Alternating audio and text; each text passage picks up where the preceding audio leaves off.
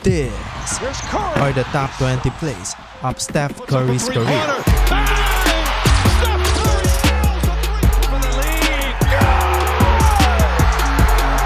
Now you see me, now you don't. Put it up, launches it up, shot clock. Unay na nga natin dito ay yung ginawa niya noong 2017. 3 seconds. Curry from half court. Oh! He puts it in at the buzzer. Nothing but net, all the way from the logo mga repa. Ngayon naman ay sabay-sabay natin panoorin kung paano niya pinatahimik si Jaylen Brown. Give him a good push. Curry with the fake on Jaylen Brown, drills it.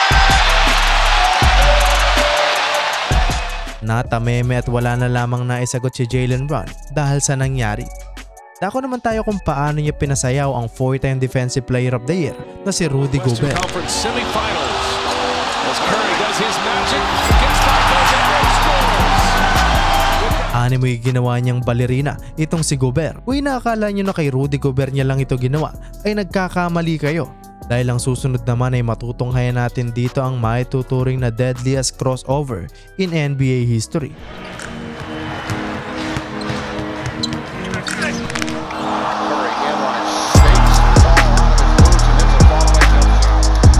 Maski si CP3 ay hindi din nakaligtas sa kanya. Dako naman tayo sa nakakabaliw na unexpected play na ito na nangyari sa Grizzlies. Got the ball, Russ Smith. Good effort.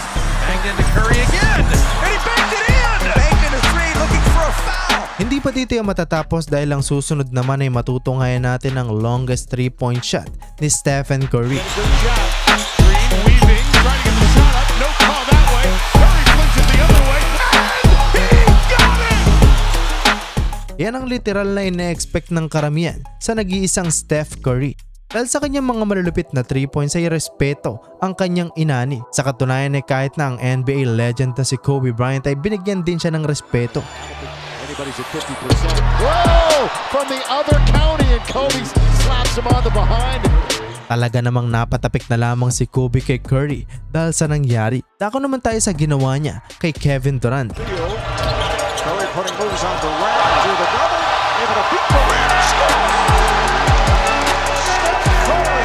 Dahil sa ginawa ni Curry, hindi ko na masisi itong si KD kung bakit siya nakipag-team up kay Curry. I mean, kung magkasama kayo sila sa isang team, ay talaga namang hindi sila mapigilan. Isang patunay dito ay ang susunod dahil dito ay matutunghayan natin ang greatest assist ni Stephen Curry sa kanyang buong karir.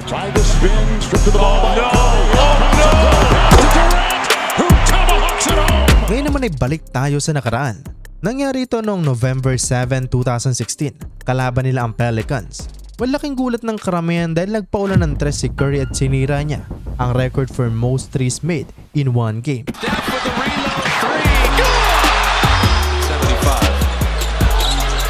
If he hits this, Curry 3! First of all, he goes through 2 men. Curry on the curl, the pump fake, the 3, good! As Curry hit another 3 for the record, 13 threes in one game mga repa. Sobrang tindi nun. Hindi naman natin maitatanggi na marami siyang mga teammates na maasahan mo sa court. Pero merong mga pagkakataon ay hindi niya na ito kailangan. Katulad na lamang ng ginawa niya sa Los Angeles Clippers. Curry splits the defense behind the back. Fires a three. Oh, he puts it in! What a spectacular move! Ang nagpatindi sa play na ito kung ating bibilangan ay 6 na dribble lamang ang kanyang ginawa. Ang susunod naman mga repa ay ibang level ang nangyari dito. 2015 playoffs. Warriors versus Pelicans. Golden State Warriors down by 3 with under 10 seconds left. Well, matapos matanggap ni Curry ang bola ay ito ang nangyari.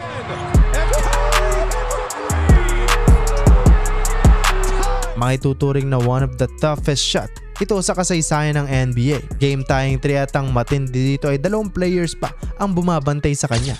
Ngayon naman ay sabay-sabay natin panoorin kung paano niya pinasayaw si LeBron James noong 2017 NBA Finals. James trying to harass Curry. Curry off the dribble, layup off the glass. Hindi pa dito yung matatapos dahil sa series din na yun. Game 5 ay meron na naman siyang ginawa na mas worse pa. At ang matindi dito ay hindi lang kay LeBron kundi sa buong Cleveland Cavaliers. That time ay 1 win away na lamang para ma-eliminate nila ang Cavs at para makuha niya na din ang kanyang pangalawang kampyonato.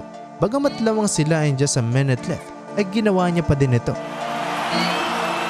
Curry, 3,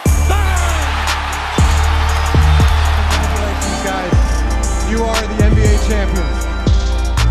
Ang susunod naman ay matutunghayan natin kung paano naginit si Curry kontra Portland Trail Blazers. Nangyari ito noong 2021. Pull-up J, step-back threes, anime nagliliyab ang kanyang kamay. Pero ang talaga namang tumatak noon ay yung nangyari noong huling minuto ng laro. another 3, got it! 62! 62! And he actually surpasses his buddy Klay Thompson. 62 points mga repa. Ito ang kanyang pinakamataas na puntos na nagawa sa isang laro sa kanyang buong karir. Ngayon naman ay dako na tayo sa kanyang ginawa noong 2018 NBA Finals. Game 2, kalaban nila ang Cleveland Cavaliers.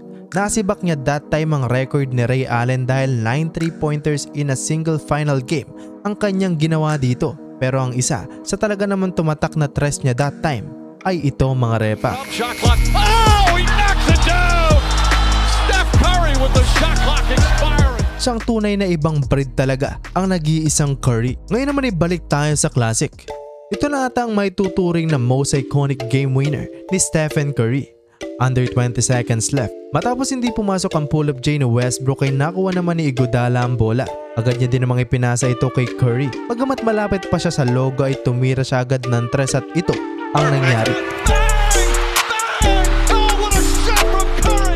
Big credit din mga repa kay Steve Kerr dahil sa kabila ng meron pa silang timeout noon ay hindi niya na ito ginamit at nagtiwala na lamang kay Stephen Curry. Kung inakala nyo na dito na ito matatapos ay nagkakamali kayo. Dahil ang susunod naman ay yung nangyari noong December 14, 2021. Dito ay one shot away na lamang siya upang mabasag ang isang iconic NBA record. The most 3-pointers made in NBA history. That time ay nasa 20,000 fans ang nasa arena at milyon-milyon ang nanonood sa buong mundo. Well, matapos siyang tumira ng tres ay gumawa na siya ng isang matinding kasaysayan. Here's Curry for the record. It's good! There it is! Stephen Curry! The all-time 3-point king of the NBA! Dito ay opisyal na siyang naging 3-point king sa liga ng NBA. Ultimo si Ray Allen ay naandun upang matungayan kung paano sinibak ni Curry ang kanyang record. Ngayon naman ay sabay-sabay natin balikan kung paano niya pinatahimik ang lahat ng kritiko. 2019 NBA Finals. Ang taon na ito ay ang mag-uukit sana sa kanyang legasiya. Anong nakataya? Ika-4 na kampyonato at ang kanyang unang Finals MVP sana. Sa kasamaang palad ay tinamaan ng injury sila KD at Klay Thompson dahilan kung bakit natalo sila noong Game 6 NBA Finals. Matapos ang kailang pagkatalo ay si Durant ay umalis na at napunta na sa Brooklyn Nets. Nadali din ng injury ang kamay ni Curry at 2 season ding nawala sa lineup si Klay Thompson dahil sa saksi ang kanyang mga kritiko sa unti-unting hindi pagpabor ng tadhana sa Warriors ay literal na ginagawa siyang katatawanan nito. Sa kabila ng kanyang mga na-accomplish ay ang kanyang pangalan ay anime ginagawang basura. The question is, how many titles in the next 4 years? So y'all gonna sit on First Take. You and Dominique Foxworth are going to sit on First Take and say that Steph Curry will not be in the conversation for a championship in the next 4 years. Pero nang dumating ang 2022, ay nag-iba ang lahat. Huling bumalik si Klay. Nagpakitang gilas na din si Jordan Poole at naging all-star din itong si Andrew Wiggins. Naging maganda talaga ang blend ng kailang chemistry dahil sa pangunguna ni Curry.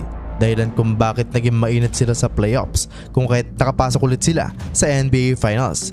At dito niya na ginulat ang mundo. Long three-pointer. It's good! And the foul! Steph Curry. Game 1. Curry! Cooking! Three-pointer right side is good. 6 assists for Green.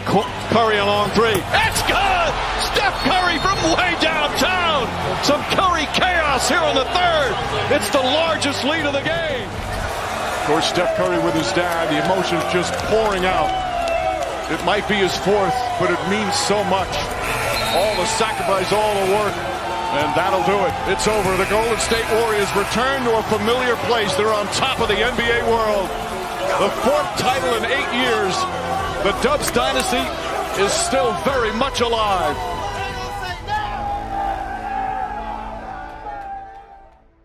Siyang tunay mga repa na literal na ginulat niya ang mundo. Ultimo ang kanyang mga kritiko ay walang nasabi matapos niyang masungkit ang kampyonato. Nakakatuwa lang dahil nasaksihan natin kung paano niya binago ang liga ng NBA. 4-time champion, finals MVP at isang legend. Yan ang nag-iisang Steph Curry. Well, kayo mga repa, isa din ba kayo sa humanga at bumilib sa kalibre ni Stephen Curry? Comment down below. Bali dito na nga magtatapos ang ating video. So yun lang mga repa. Peace.